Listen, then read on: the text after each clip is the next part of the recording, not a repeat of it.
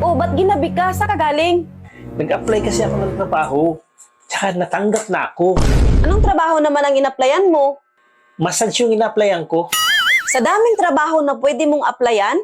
Massage pa talaga? At anong company yan? Breast Massage Company. Ano bang mga customer nyo dyan? Karamihan daw sa mga customer namin doon, mga babae. Tsaka ang gaganda pa daw talaga. Ayan! Gusto mo maghimas-himas? Kaya dyan gusto mo pumasok? Hindi naman sa ganun.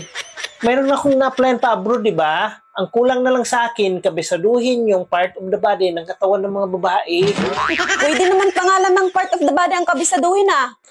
Kailangan daw talaga aktual. Kasi para ma-explain namin kung gaano katigas o kalambot yung breast. Andito naman ako ah. At pwede mo naman ako i-actual. Bakit sa iba pa? Kailangan kasihan malalaki. Maliit lang kasi yung sa'yo. Hindi ka ba talaga mag-resign dyan? Hindi, Han. Kasi sayang yung oportunidad na makahimas ka ng malaki. Ay, mag-abroad.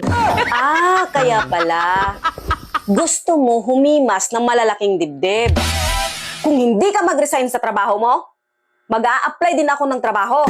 Mas okay yun, Han. Dalawa na tayo kumikita. Ano bang trabaho yung applyan mo? Massage din. Anong company naman? Itlog Massage Company. Tagahimas ng itlog.